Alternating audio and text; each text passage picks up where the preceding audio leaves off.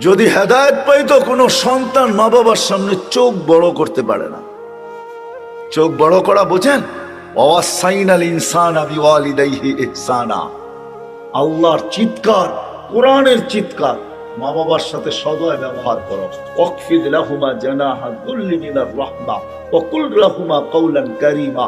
তাহলে ও বুঝতো যে আমি শুইব, মা বাবা আমার উপর দিয়া চৈসা যাবে, উফ পর্যন্ত করবে না। চোখ বড়, বাবার কলার ধরবে মোবাইলের জন্য। যা খুশি তা বলে যুবকরা, মা বাবা মোবাইল দিতে পারে না, অ্যান্ড্রয়েড সেট দিতে পারে না, নতুন ব্র্যান্ডের বাহির হয়েছে, দিতে পারে না, টাকা দেয় নাই, দিতে দেরি করতেছে, যা খুশি তা বলতেছে। এমন পর্যন্ত বলতেছে, জন্ম দিলা কেন, তোমার পিঠায় পয়সা নেওয়া দরকার। কি যুবক, রাগ হয়ে গেল? বলো না, না বলো না। তুমি জানো পেটে রেখে কি কষ্ট করছে? জানো? হিমালয় উঠানো এর চেয়ে সহজ। আল্লাহ হিমালয় উঠানোকে সহজ বলেন নাই, কঠিন বলেন নাই।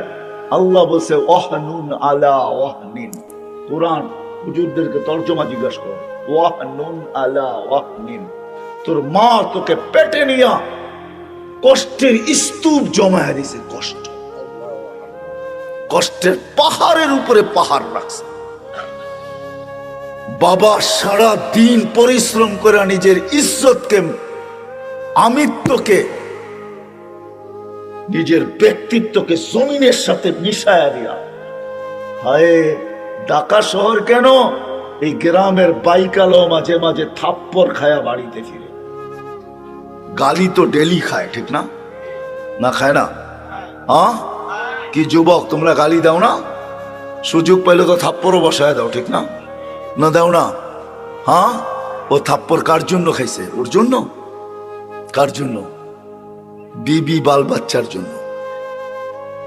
তারপরের দিনও বাইক নিয়ে বেরিয়েছে, অটো নিয়ে বেরিয়েছে।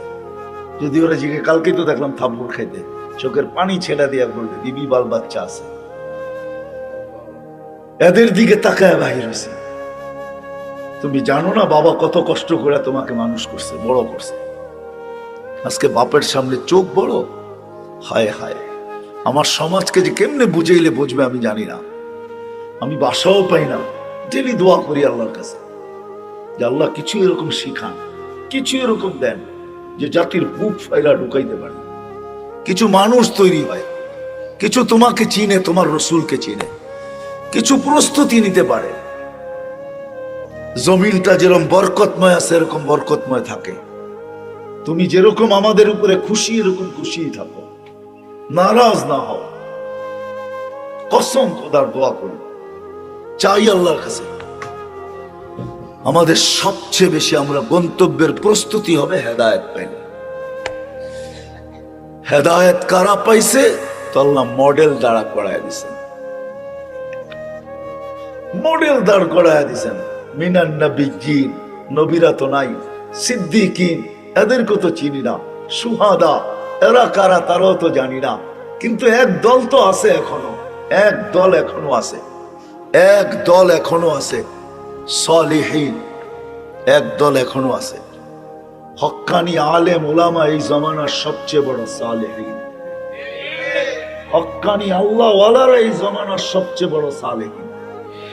হক্কানি আলেম ওলামাদের চেয়ে এই জমানার সবচেয়ে বড় সালেহিন কেউ নাই। এরাই সালেহিন। হাসুনা উলাইকা রফিকা। আল্লাহ ঘোষণা দিতেছেন, ওয়াহবা, সুসংবাদ,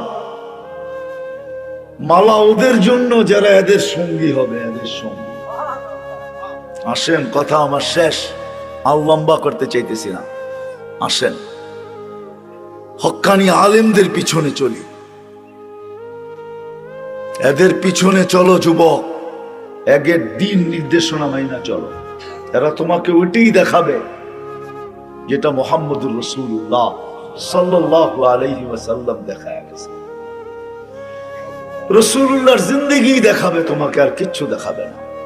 যদি তা না হইতো, যদি তা না হইতো, আমি তো বলি, জানি না কে কিরকম ভাবে, কি ব্যাখ্যা করে। আমি তো বলি তাইলে এরা অজয় পাড়া গায়ে গ্রামে কোনোদিন 5,000 7,000 বেতন নিয়ে পড়ে থাকবে। কত বেতন আপনাকে মসজিদের ইমামের? হ্যাঁ, কত বেতন?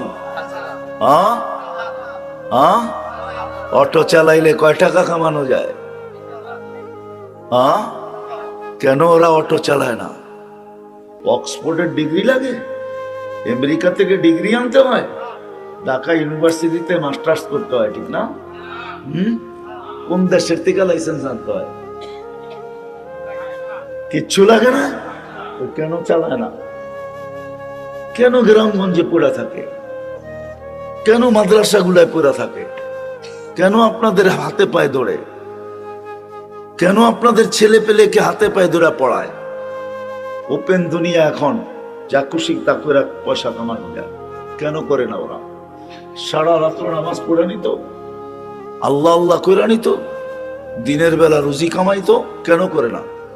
ওরা জানে এখানে দায়িত্ব কাঁধে। করতে পারি, কিন্তু কালকে কি মুখ দেখাবো? আল্লাহ তো আমাকে আকাশে নির্বাচিত করছে। আওরাসনাল কিতাব আল্লাযীনা ইসতাফাইনা মিন ইবাদিনা। শুধু এই দায়িত্ব গ্রহণ করেন নাই, সারা দিন 5 ওয়াক্ত পড়ান না। ও জানে আমি চলে যেতে পারি, কিন্তু ডাব্বার কি হবে? আমি তো ইঞ্জিন, গন্তব্যে কিভাবে পৌঁছবে এরা? এদেরকে নিয়েই তো আল্লাহ রসুলের কাছে যেতে হবে, আল্লাহর কাছে যেতে হবে। এই জন্য পুরা থাকে। একজনও তো এখানে নাই। রাগ হয়ে যাবেন বলবো, একজনও তো এখানে হবে কিনা জানি না, যে আলেম ওলামাদের কাছে যে নিজের সূরা ফাতিহাটাকে সহি পড়ে না ভুল পড়ে লেখায় নিছে। রাগ হয়েন না, পীরের মুরিদ তো হইছেন, রাগ হয়েন না, চিল্লা 3 চিল্লা তো দিছেন, তাবলীগও করেন, মুরিদও হইছেন, টুপিও আছে, দাড়িও আছে, পাগড়িও আছে, জুব্বাও আছে, সুব্বাও আছে।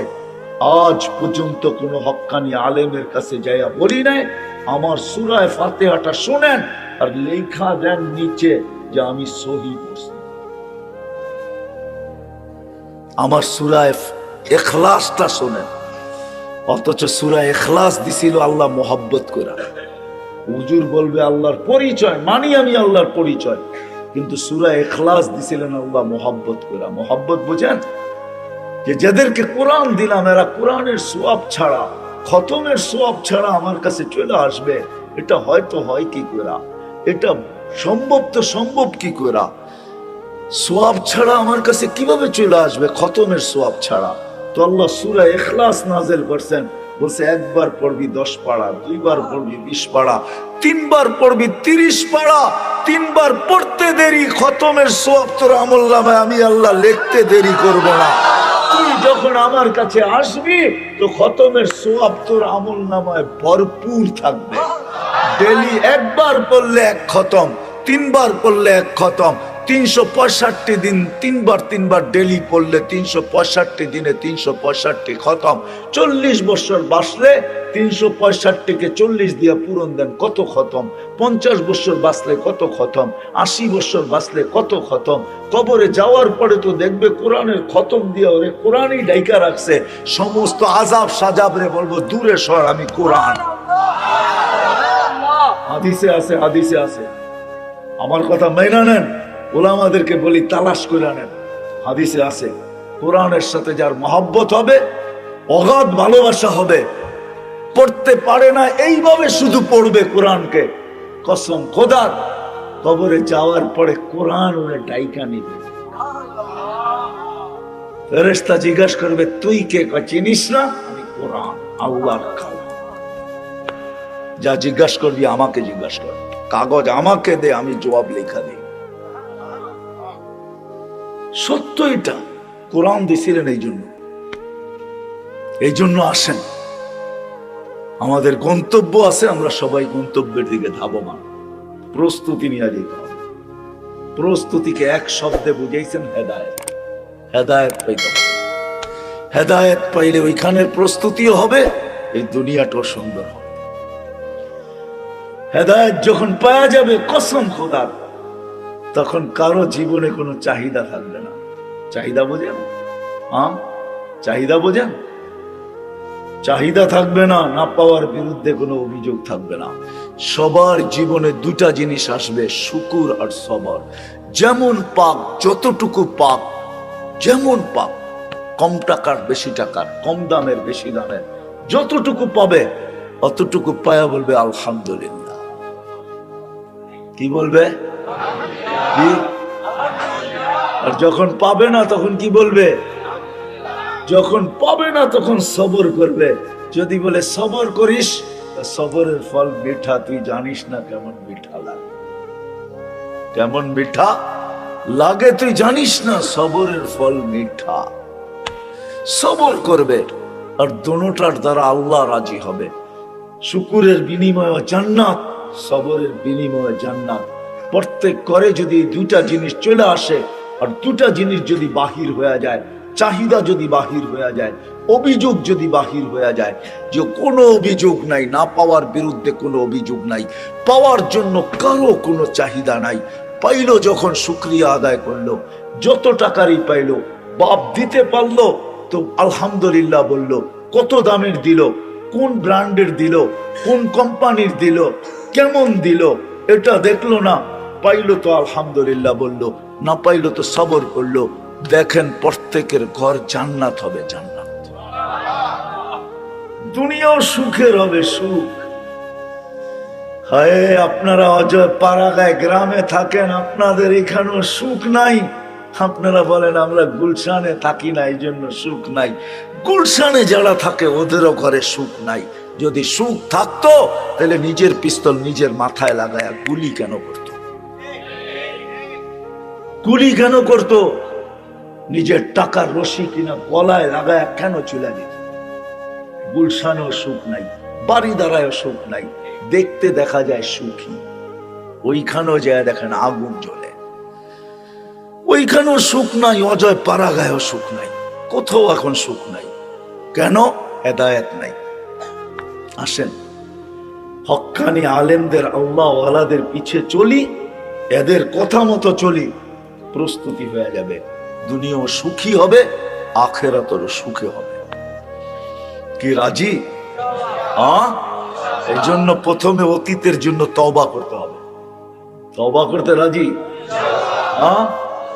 বলেন আমার সাথে, আল্লাহ তওবা করলাম। মনের থেকে তো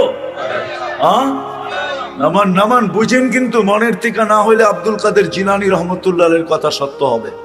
বলবে লিসানুকা মুমিন কলবুকা মুনাফিক। তোর মুখ তো সত্যবাদী, কিন্তু দিলটা তোর মুনাফিক। দুটা এক হইতে হবে। আর যদি তওবা মনের থেকে করতে পারেন, পিছেরটা মাফ। এটা আল্লাহর ওয়াদা আছে। ফাইন তাবু ফানা হাবিবুহুম। তওবা করতে দেরি মনের থেকে, আল্লাহ বলে তোকে বন্ধু বানাইতে দেরি করি। যদি মজমা মনের থেকে করতে পারে, সবাই বলতে পারে আমি আল্লাহ বন্ধু। আল্লাহর কথা সত্য। আল্লাহ তওবা। আগামীর জন্য প্রস্তুতি নিতে হবে, আগামীর জন্য প্রস্তুতি।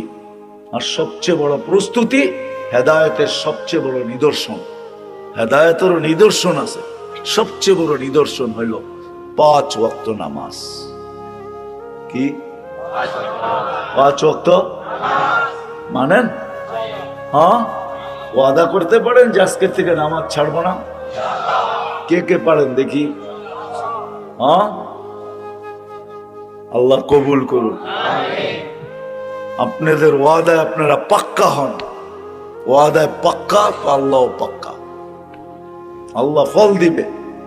শুধু শুধু বলেন নাই, ইদা সালুহা সালুহা সাইরুল আমাল। নামাজ ওকে, জিন্দেগি ওকে, নামাজ কমপ্লিট, জীবন কমপ্লিট। এই জন্য তো আমি বলি, এই উম্মত যদি কিছু না করতো, 5 ওয়াক্ত নামাজ পড়তো, তাহলে পাখির মতো আল্লাহ আমাদেরকে পালতেন। ওয়াহমুর আহলাকা বিসসালাত ওয়াসতাবির আলাইহা লা নাসআলুকা রিজকান নাহনু নারযুকুকা ওয়াল আকিবাতু বিত্তাকওয়া। শুধু নামাজ পড়তো।